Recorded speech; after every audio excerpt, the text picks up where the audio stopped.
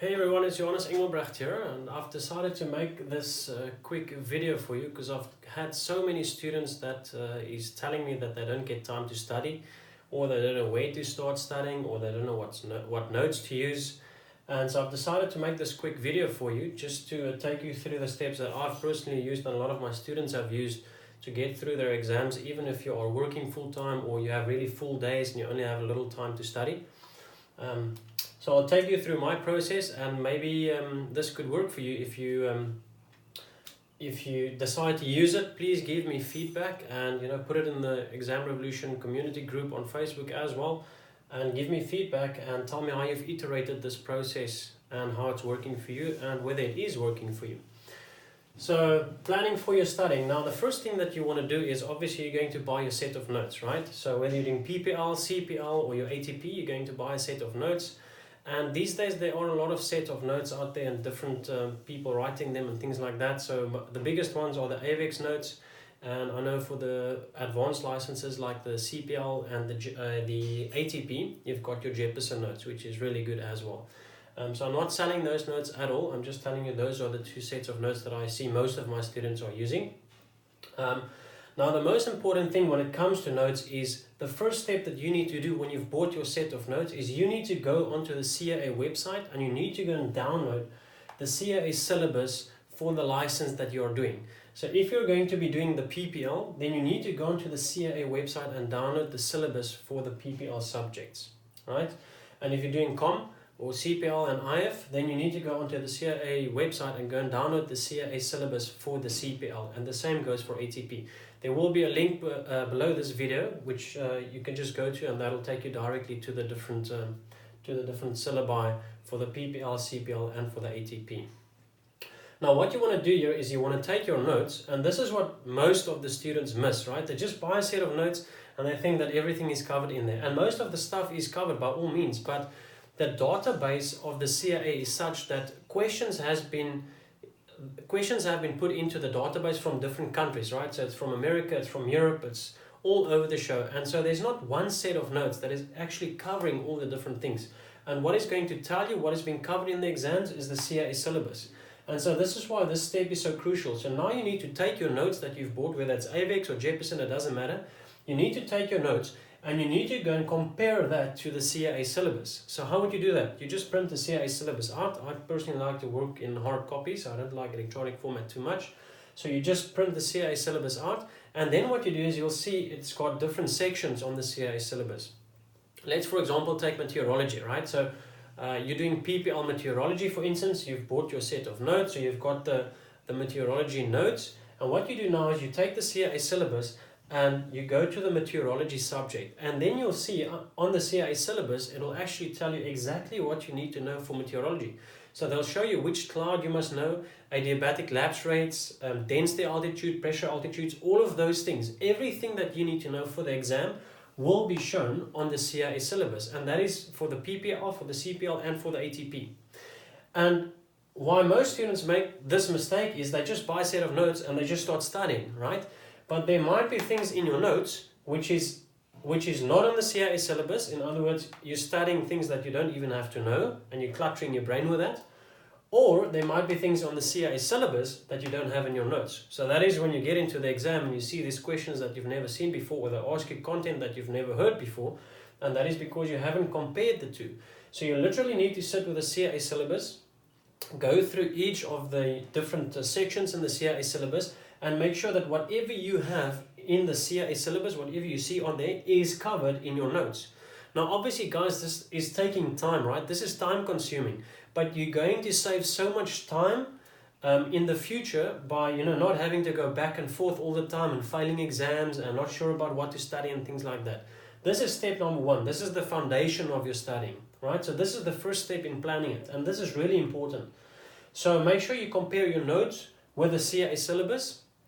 And then if you see there are things in your notes that you don't need to know, I know for instance in the Jefferson notes there's a lot of Northern Hemisphere things, and for the COM you don't necessarily have to know all those different things. I just used to tear out those pages, right, or just draw a line through them, because you don't want to be cluttering your brain with unnecessary stuff. You just want to be focused on the things that you need to know for the exam. Okay, we want to really increase our chances of passing everywhere where we can, and also study at maximum efficiency. So this is vitally important, is to do this step. So take the CAA syllabus, compare it to your notes, scratch out or tear out what is not required in the notes. This is usually for the CPL and ATP subjects that you have to do that. For PPL, not really. And then if you see there's something missing in your notes that is not in the syllabus, make a note of that, right? Make sure you make a note of that. And then the only way to go about that is you'll have to go and find that on the internet. So I used to make little notes on the syllabus. So for instance, let's say clouds. If I maybe didn't have, I don't know, Charlie Bravo's cumulonimbus cloud in my notes, and it says on the CAA syllabus that I need to study that, under the cloud section of the CAA syllabus, I would have just made a note and say cumulonimbus. And then when I get to that stage on the CAA syllabus while I'm studying, I would just go on the internet, Wikipedia, maybe YouTube, whatever. There's lots of things out there, that will explain cumulonimbus cloud. That is just an example. So this is really important, is to do that, right? Then once you've done that, now you've basically, what you've done there is you've just now gotten together the package that you really need to study for the exam, right? So let's take one subject. Let's stick with meteorology, for instance. So now you've seen what you need to study on the CAA syllabus, and you've made sure that what you need to study and what you need to know, and only what you need to know, you've got in your notes, right? And if there's something that you don't have in your notes, you've written it on the CAA syllabus. So you've covered yourself on both sides. Okay. The next thing that you want to do, and I've actually touched on this already, is you want to remove the excess things in your notes. So if you've got like, I don't know, 20 different or 25 different types of clouds in your notes, and the CAA syllabus is only saying that you need to know 10 of them, then guys, why go and study extra 10 types of clouds? When you're done with your exams, by all means, you can go and read up on these things. But for the exam, you just want to focus on the primary things, right? Law of primacy, do things correctly the first time. Okay, so that's really important. So like I've said to you, what I used to do is I just used to tear the pages out, or I just used to draw lines through the things that I don't need to study. This is really important. You don't want to be having any extras in your notes that you don't have to know for the exams. It's unnecessary. It's time consuming. It takes energy. It takes brain power. And it really takes a lot of your memory in your brain, which you will actually need for the exam. So make sure that you remove the excess. So these two steps are actually going hand in hand, and they're really important. So make sure that you do them properly. And like I've said, it is time consuming, but guys, you need to do this, right? This is really important. This is to make sure that you have everything that you need for the exam. Okay, you need to equip yourself. You can't go to war, and take your gun and you don't have ammunition, right? You need to have the ammunition ready. So after you've removed the excess, what you want to do then is you actually want to time yourself for 20 pages. So let's take the meteorology, for instance. And this is obviously going to be different for each subject, right? But you don't want to be going less than 20 pages. Typically 20 pages and more. Okay, for some of my PPL students, I've said 10 pages, but if you're studying towards CPL or ATP, make sure you do this for 20 pages. So for instance, you take the meteorology manual or your meteorology notes, and then let's say the first chapter is clouds, right? So then you start studying clouds, and let's, as an example, say it's 20 pages. So you start your timer on your phone or on a watch or whatever you want to use, and make sure that you're studying as if you would have been studying for an exam. Don't just read through it and just go through it quickly because you're timing yourself. Study properly, because what you want to do here is you want to see how long it takes you for this subject, for meteorology, to study 20 pages, right? And I've given you an example here. So let's say 20 pages is taking you 90 minutes. Now this is really just an example, guys.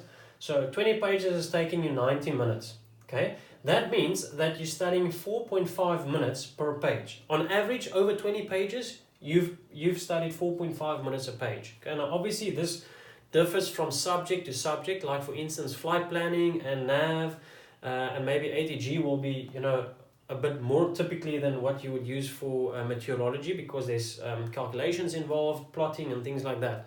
So you have to do this step for each subject. You can't just say, okay, I'm taking 4.5 minutes a page for all of the subjects. You have to do this every time that you start a subject. So as an example, 20 pages is taking you 90 minutes, so that's equal to 4.5 minutes a page. And then what you want to do is always stay on the safe side. And even Warren Buffett, the world's most famous investor and one of the very successful people in the world, he always adds 20% to his predictions. Now, if he's doing this, guys, then I would really recommend you do this as well. And I've personally done this with my studying as well, and it really worked well. So what you do is, if it takes you 4.5 minutes a page, you want to add 20% margin to that 4.5 minutes, right? Just to stay on the safe side. Okay, always add a bit of fat and a bit of a margin. So that'll then get you to 5.4 minutes a page. Okay, and work with the decimals. Okay, don't worry about rounding up or down. Work with the decimals. That's fine, because you'll see over a long period, 0.1 and 0.2 makes a huge difference, right? So don't play around with the numbers. Stick to what the numbers are and add your percentages as required. Obviously, you can revise this as required. If you see, the first 20 pages took you 4.5 minutes a page, but then you see you're starting to fall behind because now you're taking longer, then you revise it. Then it's not a problem. Then you work in a bit of fat, maybe add 30% or 40%. So that is the next step. You need to time yourself for 20 pages. Like I've said, don't go below 20 pages. You need to have a proper set of pages to get a good average. Okay, 5 pages or 10 pages is not going to work sufficiently. So try and stick to 20 pages. Okay, so once you've done that, now you know it's taking you 5.4 minutes a page, right? So the next thing you want to do is you want to go and count the amount of pages that you need to study. Now you see, we've already worked out how many pages we're going to need in our notes, or how many pages we need to study, because we've already crossed out the ones that we're not going to study or that we don't need to know according to the syllabus, or you've maybe torn it out. So whatever's left in your notes, you're going to count how many pages that is. And if it's double-sided printing, obviously the one side is 1 and the other side is 2, right? So count it as 2. Don't make that mistake, right? So you want to go and count the pages, and then you multiply it by the time that it's taking you with your margin for each page. So I took the example of, let's say the meteorology manual is 300 pages, right? Now when you see a book of 300 pages, you're like, oh my goodness, this is going to take me years to finish it. But have a look here. If you take the 300 pages of the Met manual and you times that by how long it's taking you for each of the pages, so it's 300 times 5.4, that gives you 1,620 minutes, right, to finish the 300 pages. That is on an average of 5.4 minutes a page, obviously. And that is equal to 27 hours. Now, once again, 27 hours maybe doesn't sound too bad, right? So initially, you can see how you're breaking it down. Initially, you saw 300 pages, you thought you're never going to get through it. Then you see 27 hours, then it's not so bad, right? 27 hours of studying is honestly not that bad. So once you've counted the amount of pages and you've multiplied that by the time that it's taking you for each page, now you know how long you need to actually get through that whole book. This is obviously excluding, doing questions in the book and things like that. Therefore, you have to improvise a little bit and anticipate. And what I used to do is I used to leave all the questions. I used to go through all the theory, finish the book, and then I used to practice questions. And that's also how I teach my students on the online course. So this example, we've got 27 hours. And now what you want to do is you want to set your goal. Now what I mean with setting goal is you want to set the goal of when you want to write the exam. So let's say I took an example of 10 days. Let's say I want to be writing my meteorology subject within the next 10 days. Not counting work days and weekends and things like that, just 10 days, whether it's weekends or work days, doesn't matter, or weekdays. Okay, so you want to set your goal. Let's take an example of you want to be writing in the next 10 days. What you want to do then is, now you've got a goal, right? You're working towards writing in 10 days. What you want to do now is you just reverse engineer the whole process. Because what you've done now is you've already just got the necessary stuff that you need to study. You know how long it's going to take you to get through the book. And now you can reverse engineer it because you know where you're working towards. You know where your final destination is 10 days from now. Okay? So this is really important. So now you got 10 days and you know it's taking you 27 hours to get through this 300-page book. So what do? 27 hours divided by the 10 days you've got, and then that'll give you 2.7 hours per day. Okay? So can you see how 300 pages boiled down to 27 hours, which was still, tough on the ear, and then you bring it down, you're like, 10 days, 2.7 hours a day? I mean, that's nothing, guys. If you cannot afford to put down 2.7 hours a day into aviation and studying properly, then you're going to have a tough time to get through your subjects. Now, this is obviously just an example, right? If you can only do an hour a day, then you would just have to obviously swap around the calculation a bit. So then you would have to go, okay, I've got an hour a day, so how long is it going to take me? It's going to be 27 hours to get through my book. So if I can do an hour a day, I need 27 days. So that's like a month. And that means you need to be consistent every single day. And that is the big thing about planning for your studying. I see so many students that is planning and they're ready for it. And then 2 days into the execution plan, they just, drop out. They just fall off. They go out drinking with friends, or, they go out partying, or they just find something else to do.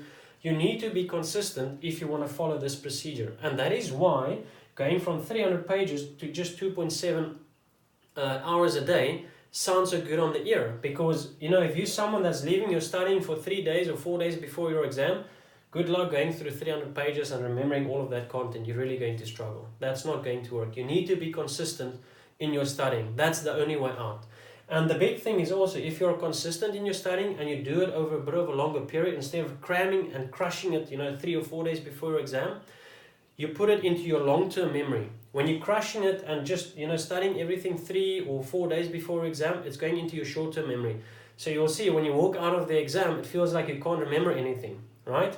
And if somebody asks you to help them with a calculation, or they ask you about a certain component of the aeroplane or something like that, 2 weeks after you've written your exam, then you can't tell them because it was in your short-term memory and now you've lost it, right?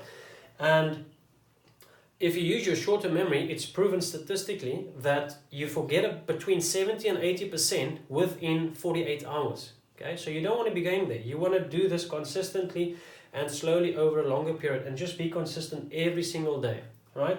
So this is an example. So you can see there's 2 options here. Either you know how many days you have until you want to write, then you break the hours down with the days. Or if you know how many hours or minutes you can set aside each day, then you just take the 27, you divide it by the amount of time that you have to finish it. Okay, so that is setting the goal and then reverse engineering the whole process to see what you need to do every day. So we're sitting with 2.7 hours a day. Okay, now the most important thing here is that, remember, you might not be ready in 10 days time to go and write this exam, right? Because even though you're doing 2.7 hours a day, that just means that you will be finished with the content and the book. Okay, and that is why I've put this next point into in red. And remember to leave time for question practice. And I've seen 2 things here. Either people not doing it at all and they fail miserably, and I'll explain to you just now why. And I've also seen guys just practicing questions. Now guys, this is not the way to go about passing your exams, especially if you want to become a professional pilot. If you're not willing to put in the hard work and the sweat and the blood and the tears in the beginning to get through your exams and build up your knowledge and get yourself into a professional direction and, moving towards a goal, then you're going to have a tough time going further forward when you have to, start studying for a 6-week or an 8-week 737 type rating and things like that. This is where everything starts, okay? This is the beginning. These are the basic foundations and building blocks of becoming a professional pilot. You need to be able to work through these things and be consistent and studying properly. Practicing questions and, not studying and just, leaving the notes and stuff and then writing the exams is not how it should be. And we've seen a major decline in the aviation industry because of this as well. Guys students just studying questions and they're passing the exam because they memorize questions, but then when you ask them, explain to me how a variable pitch propeller works or how does a turbojet engine work, then they can't explain it to you. And this is not where you want to be, right? You want to be in the position of at least being able to explain the basic principles. I'm not saying you need to be able to explain each and every detail, but you need to have an understanding of the aeroplane that you're flying and how an engine works, right?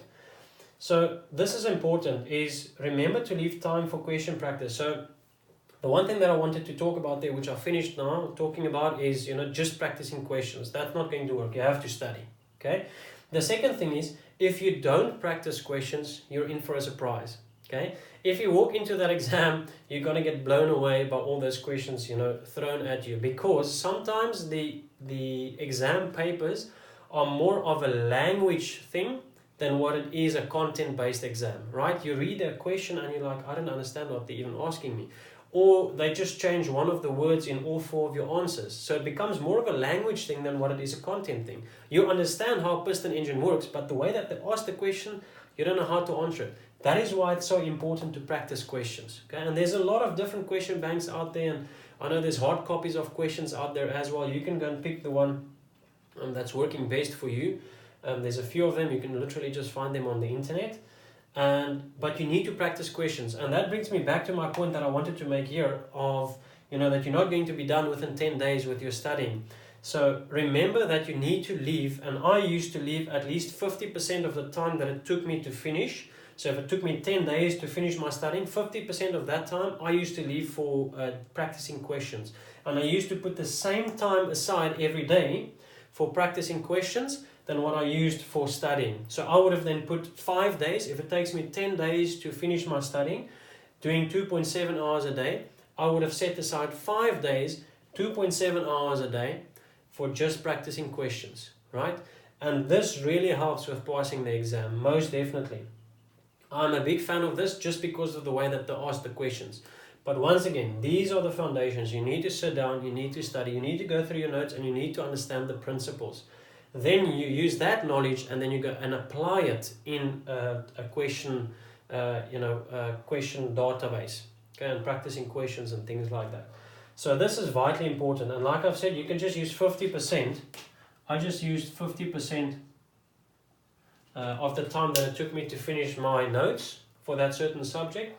I used to set that same amount of time aside for practicing questions and then just the same time every day. I can remember for my ATP subjects, I did between 6,500 and 7,500 questions for each of the subjects. Okay, now obviously for PPR level, that's not necessary. You're most probably not even going to find that amount of questions for each of the subjects. But as you go up from PPL to CPL, you need to start increasing the amount of questions that you do, because the database and the content of each subject just increases exponentially. Okay, so this is really important. Make sure you set enough time aside to practice questions. Okay, and then another thing that I want to add here, and I'll most probably make a video about this as well at a later stage, is if you practice questions, guys, I see a lot of guys going through the questions and then they do like 50 questions or 100 questions, and then at the end of doing that 100 questions, then they want to fix the mistakes and go and look at the mistakes that they've made as they've gone through the 100 questions. Excuse me. This is not something you want to do. What works best is you need to fix your mistake on the spot, right? So if you do a question, set up the system, depends on which database you use, set up the system that it shows you whether you've got the correct answer immediately.